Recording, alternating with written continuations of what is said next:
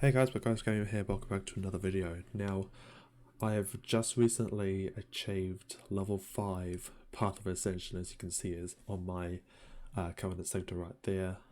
I do have level 4, and there is me researching for level 5, and I was very proud of this, because not only did this take a long time, like this is going to take a long time to get to level 5 Path of Ascension, not just because of the huge anima grind that you have to do, but it also involves just waiting for, or just waiting until you can get more souls, some more redeemed souls, whatever, freed souls, whatever.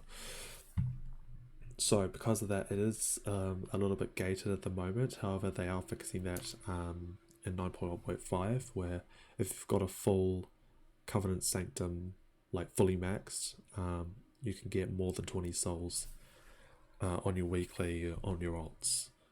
So that makes doing the other events a little bit easier. So before I go through this, I just want to give a quick layout on how this video / guide is going to go. I'm going to go through all the fights, through all of the different trials, or we'll refer to them as levels. We'll say that Trial of Courage is level 1, Trial of Loyalty is level 2, Trial of Wisdom is level 3, and then Trial of Humility, being the hardest one, is level 4, as I read out the bosses. So, yeah, so you're just going to have to do a lot of anima grinding. And in my opinion, the best way to get it done is on the very first day of the reset, just doing everything you possibly can, doing all your world quests that give anima on war mode, because the anima world quests give extra anima at the end once you've done it while you're on war mode. Doing the world boss, doing Alafar. Alafar is a really good way to get anima once a week. And there was one other thing I can't forget. Oh yeah, the 2 weekly quests in Oribos, like the downstairs part of the Innkeeper. There's 2 dungeon weekly event, or dungeon weeklies, I suppose, that you can do for just a little bit more anima. So that really does help as well. So yeah, how's this guide going to work? So obviously this is going to be a really long guide to be put into one video. So I'm just going to section them into parts. So I think in this video is going to be the starters. I'm just going to go over sort of the bosses, what they do, what equipment I found useful and what you should use, and then what really the pathing is. So for example, like you face off against the first memory, which is Calistine. I think that's how you spell it, or say it. And then you have to actually unlock your next ones and then defeat them in the Path of Ascension before you can go and unlock the next ones. It's a bit confusing. And my first tip would be just to research level 5 instantly, just don't do anything else. Just wait until you've got level 5 Path of Ascension. I really do recommend it, because it just saves you the time and hassle if you're stuck on something and you're not sure what you can do, like I did when I was doing it on my Demon Hunter, who was Kyrian, who wasn't anymore. I think I got to like level 2 or something, I can't remember. But yeah, just get to level 5 first before you do anything else. That way you know you can do everything you possibly can. And we're going to come across some of these mistakes, or like blocks I should say, in this video. So I will explain to them once we get there. And yeah, so soulbinds, so you're using the 3 soulbinds. You know, you've got your Pelagos, your Claire, and Mechanicos / Bron. For the whole Path of Ascension, I would really recommend using Pelagos. I'll go over his abilities as well. Mechanicos, I haven't played much as Mechanicos. I've heard that he's like the second best, aside from Pelagos obviously, and then Claire you just do not use at all, because her abilities are really confusing and hard to play out. Much more harder than Pelagos, and not to mention Pelagos has a consistent immunity shield, which you can just completely abuse. So that's really fun to use. And Bron also has a 30% heal, which is also kind of consistent as well. So once you've got to level 5, you're just going to start off by facing Calistine for the very first time, and you are going to lose. You are going to lose. Purely because you just need to get used to her abilities and the abilities of Pelagos, which I'm going to go over now. So Pelagos has 5 abilities. His first one is Test of Faith, I believe, which just shoots a bunch of random bolts at range. It is a ranged ability, so you can use it if Calistine goes up to the air. The second one is a sort of a roots, I believe it's called Aspirant Spiting, yeah, so it does damage in roots to target, which is really nice. The third one I'm going to get to in a little bit. The fourth one is called Unleash, which does massive damage, just completely massive damage. And then your fifth ability is just whatever soulbind equipment you're going to use. So the third ability, Confronting Memories, you'll project, or you'll use it, and then you'll project 3 images of Pelagos in front of you, and depending on which one you run into will give you a different buff. So like there's a movement speed buff, reduces the cooldown on your abilities, and an immunity shield, which you definitely want to abuse. So Calistine doesn't have too many abilities. I mean, she does a leap, which she does. Oh, actually no, that's on Trial of Wisdom. No, what does she do? It's like a circle or something. The Tethering Spear. So yeah, she throws a spear on the ground. It'll pull you towards it, and if you're in its small circle, you'll take massive damage. Like, it really ramps up really quickly, so you will need to run away. I used the Herald's Foot Pads because as the soulbind equipment, because not only are you dashing far away from the spear, it actually removes it completely. So you can use that. I would recommend using it when there's either 2 or 3 spears up at the same time, or just ignore it and use a bubble on it from the like memories sort of thing. And she will go up in the air. She'll do her tethering spear a little bit more often, and then as you can see, she's putting those circles. You'll just need to run away from it. If you need to, you can save your dash for that, or your Herald's Foot Pads. But yeah, that fight does need some getting used to. It is definitely one of the more harder bosses in there. So your next bit is to go and unlock the next 2 memories. Now to do that, you'll need to make a soul mirror for each one. You can only have one at a time, and then these 2 different other items. And you'll turn in the quest to the Path of Ascension crafter, and she will then send you on to go get the memories of your 2 next ones. So I believe they're called Ekthra? Yeah, Ekthra. And then the other ones, I'm not going to try to pronounce their names. They're going to go by Wild Hunt Twins, because that's pretty much what they are.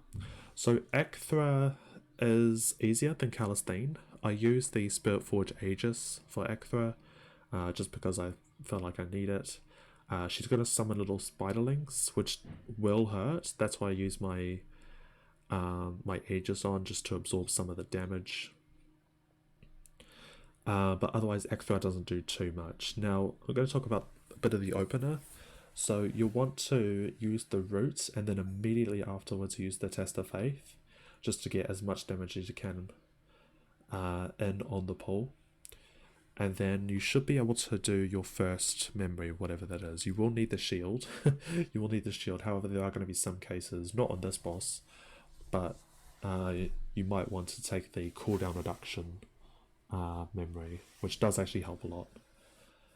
Just push the extra damage, like on Thrantiok, you might want to use it, or Mad Mortimer, or something like that. So Ekthra, not too hard. Neither are the Wild Hunt Twins. I believe we're going to cut to that in a second. Actually, I'll talk about the blueprints. So the blueprints you just want to make as soon as possible. You turn into one of the guys over near the Path of Ascension crafter, because I think they're gated towards, or they're gated by progressing through, getting the more memories. So this boss, Aldrin and Minya, or the Wild Hunt twins as they'll be referred to as, do have a bit more health than the other bosses. However, they do share health, so you really want to take advantage of the root ability and the unleashed ability, just to deal extra damage and just to get them down really quick, because those arrows are really annoying, and they are going to be annoying for the Trial of Humility, or level 4 as we're going to call them. And we really need to take use of the immunity shield from the memories. They'll just absorb a lot of damage and save us a lot of hassle, but they go down pretty quickly because obviously they share health, but most of the time they're not going to be that close together, so you want to try and get as much damage out of them as possible. This one, I'm not even going to try and pronounce his name. This guy will now be referred to as the Tree Dude. Now, this dude has a lot of health. However, you're not actually fighting him. You're trying to kill these fairies, because each fairy killed will actually deal damage to the Tree Dude. So you definitely want to take advantage of, again, your roots and your unleash to try and burst down multiple packs at once. You do want to get this done as quickly as possible, otherwise you're just going to get overloaded with damage. And that volatile fairy is priority, because she will explode and deal about over half your health if she is not killed, so that is very important. For the Tree Dude, I did use File of Serenity because I thought the heal would be very nice, just because of their consistent damage. Now, I believe at some part of the fight that the fairies will stop spawning, so you'll actually need to deal damage to the Tree Dude, which is easy to do, because there'll be points where there's no fairies up, and then there'll be like a few seconds until she spawns, or she, I don't know, it spawns more fairies. So getting some free damage onto the Tree Dude is not a bad idea to do. But try focus your attention on the volatile fairies, because they really need to die, unless you've got the immunity shield, obviously. The immunity shield, I just want to say, although it does block some damage, it does not make you immune to other things. It's not like a pally shield where you're immune to like knockbacks or like grip ends or anything, but yeah, just take that into account. So we got the Tree Dudes. So yeah, just make all of the blueprints, or sort of all the charms and the just sort of the little upgrades you can have for your stewards. It really does save you a lot of hassle and confusion. So the next boss is Craven Corinth. Now, what you want to do on this boss is you want to actually stand in the middle, or like right where he spawns, because he's going to spawn these little patterns of red, and he'll do a lot of damage if you stand in it, like I just did, unless you have got an immunity shield, obviously. Now, this is one where you've got to pay a lot of attention to, because you're not going to have a lot of time to react to the patterns, and they can be somewhat semi-random, and if you're out and ranged, and he covers, like 3/5 of the room, then you're going to get caught and you are going to die, most likely. And at some point, I think it's on a timer, where if you get him to 50% health, he'll start to disappear and consume on this animal orb, and the animal orb will heal him for a shit ton if it is not killed. So just be quick to react to wherever he is going, and then kill the animal orb if possible, while also cleaving damage onto Craven Corinth himself. But obviously he is not a very difficult boss either. You just need to be light on your toes and just look for the mechanics, and try get him back into the middle, because as he just did, he did a teleport while he was still in the corner of the room, which could have killed me, but I didn't, obviously. And I just do want to say right now is that defeating the Tree Dude will give you your second Soulbind Clayer as an option to fight, but do not take it, because Clayer is terrible, absolutely terrible.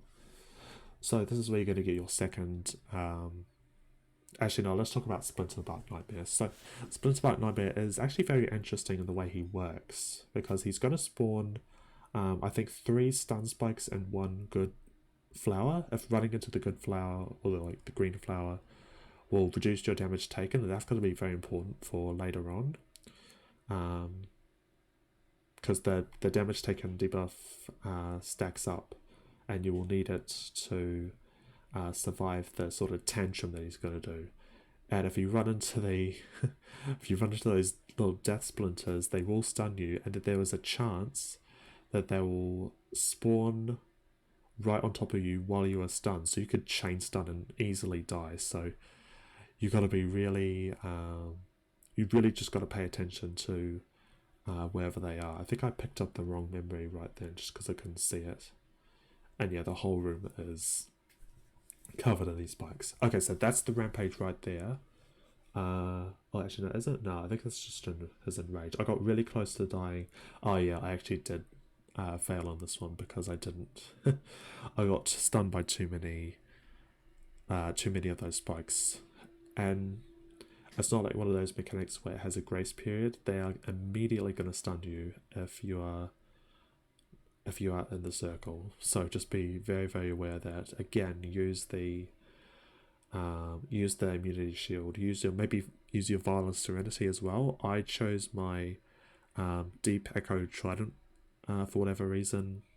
I should have taken Violent Serenity, because that might have been a little bit better, just to have a heal or something. And yeah, again, I'm still getting stunned. Not playing very well. Actually, this is one of those bosses where I was sort of fighting it for the first time, and I didn't realize that you needed to run over the green flowers to get the damage taken debuff. So that's a big mistake on my part, but still, it is a very easy boss. It's just you can get stunned very, very easily by that. So as you can see, I've got 8 stacks, 9 stacks, 10 stacks, and it does cap out at 10, which does leave with a 90% damage reduction. And you can sort of refresh it. Like, I could have ran to that flower over there in the corner and just taken it again. I didn't in this case, and I think this is going to cost me a bit, because I was so close. I believe I was so close to dying. I didn't realize that you could have the 10 stacks on for as long as you want. It's just getting to the 10 stacks might be a little bit difficult, because you do need to maneuver through all of those little spikes. So after you defeat Splinterbark Nightmare, you actually have to this is the first point where I got really confused as to what the hell to do. But this is what I did. I crafted the Spirit Forge Aegis, and then I did the Tree Dude as a Clayer as level 2, which is the Trial of Loyalty. Yeah, the Trial of Loyalty, and that unlocked the next 3 dudes. So Thrantiok, this is actually a very interesting fight. So he's got these 4 phylacteries. Each one you destroy will give him an ability for, I believe it's 40 seconds. So you want to start with either the one that's on the left, or the one at the far back, or the one that is furthest from you, as they give Thrantiok abilities that are very easy to deal with. You do not want to break the one that is closest to him, because that gives him just a cast that will deal a shit ton of damage to you. Now, you can use the Deep Echo Trident to interrupt it. I did for this one, and it worked out very, very well. And you can do what I just did there, is I put Unleash on Thrantiok and one of the phylacteries, as the damage taken debuff on Thrantiok was about to run out, and that's just a really efficient trick to do. So, Mad More Timer. Now, at a first glance, there are 3 dudes, and they are going to be active. They're all going to be active at once the fight is over. It doesn't say, but they do share health, so you can cleave using your roots and unleash. So that is going to be very, very important. Now these other guys are going to activate at certain health percentages. See the green dude activated at, I believe it was 85% health, and then the other guy is going to activate at 50% health. So the red guy doesn't do much, he just puts a random debuff on you. The green guy will do a charge, which will knock you away, which is not ideal, and it does spawn circles. Oh, okay, so 55%. The blue guy spawns. Now the blue guy does chase you, and I believe he does start to root you, which is obviously not good because the roots will root you into all of the bad shit. But because they're all so close like this, I am able to cleave off of them and just take them down really quick. But I did get stunned, which is a big mistake. But it didn't cost me much, but it would have cost me on the Trial of Humility, where the memories are at their strongest. So that is something to take into consideration. Now the big boy, a Thanos. Now, knowing a Thanos, I thought this might be a little bit difficult, and he was, mainly because of the what are the abilities go do right now? I believe it's called Power Swing. Yeah, so yeah, he just does a power swing, and which will knock you back. And if you're in the middle of the room, he just knocks you off the platform. Like, I think I do show it in this video, I think, or I might have taken it out. I don't know. But the point is, oh yeah, he does this as well. Actually, I'll talk about that later. So power swing, you just need to sidestep it. Otherwise, yeah, he will literally knock you off the platform. And he'll actually wave goodbye to you, which I thought was really, really funny. I'm really glad that was put in here by Thanos. Now, you don't actually need the immunity shield, because the immunity shield does not prevent knockbacks. I learned that sometimes it does, sometimes it doesn't. But it definitely doesn't protect you from the knockback. Now, the thing that I used for this was the Herald's foot pads, because at some point he picked me up and was going to throw me off. Now that is a wipe, or that is like a kill, unless you have the Herald's foot pads to quickly dash you back on, which I found very, very useful. It's just sort of an emergency sort of tool that you can use. So Thanos, again, is pretty easy, but you just really need to know the mechanics, and you really need to be careful of when you're using your Unleash and your Test of Faith, because and don't be afraid to cancel it as well. I mean, you'd rather get cancelled by your ability rather than getting knocked off and just wasting your medallion of service or whatever. Now, defeating those 3 memories will unlock the last one. Now, I did want to share this. I did record this part because I thought this was really cool. This little Devourer guy attacking the Path of Ascension Colosseum, and I just thought it looked really, really cool. It's like lots of little Devourer dudes just siphoning on all the Goliaths, and then just, yeah, it's just amazing. And how the skybox sort of changes, it turns the Path of Ascension room darker, which is really cool. But yeah, I mean, this was just so cool. I didn't feel like this during any of the questing areas. I mean, getting a Thanos was quite cool, going back to where you began your journey in the Shadowlands, and then you get your ass kicked by a Thanos. But seeing him there is a little bit weird, because spoiler alert, you do actually kill him in the Kyrian campaign. Like, he turns into like a Forsworn Goliath, and you do have to kill him. Maybe he's a robot, and he is able to come back if you just feed him some anima. So yeah, we got that done. We're capturing his memory, and I think we can head out now. I don't know how Devourers knew this was here, by the way. I have no idea what the lore behind this is, but yeah, again, this just looked amazing. And what is his name? Azarux? yeah, he's no pushover in the Path of Ascension as well. I just want to say, like, Azuruk's on Trial of Humility might be really, really hard.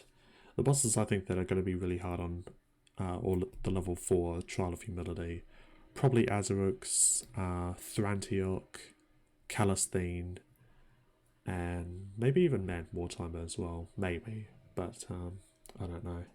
So as you progress on, you get these little upgrades you can put on your steward. So like you can make them a mailbox, you can make them a bank, you can make them as a vendor or anything. That was really cool. That's a really good feature you can have as a Kyrian. Now I defeated Azuruk's level 1 as Claire because I did want to sort of try her out, what her abilities are, seeing if she is actually really bad as people say she is.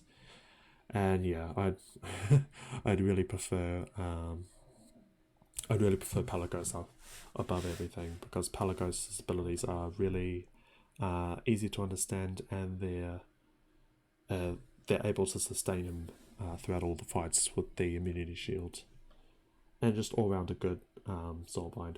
So Azurix does spawn ads, but you can interrupt them as yeah, because that's why I took Deep Echo Trident for Azurix.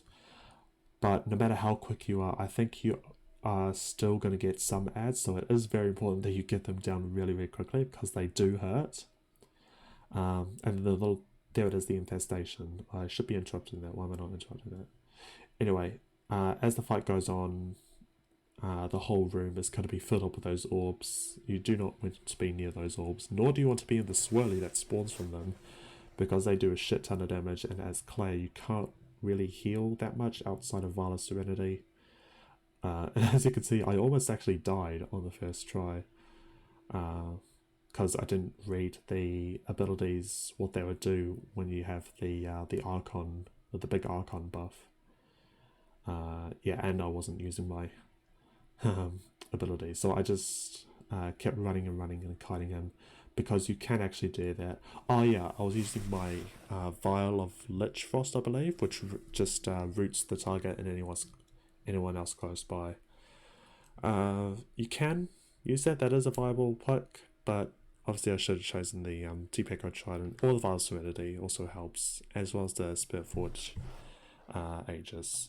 So that is the Path of Ascension. I'm going to work on the next video soon. I'm not going to do the Trial of Loyalty, because it doesn't really change the it doesn't really change up the Path of Ascension that much, but I am going to do level 3, because that does add an extra ability onto everything. So that's it for today, guys. Thank you guys for watching, and I'll see you next time. See ya.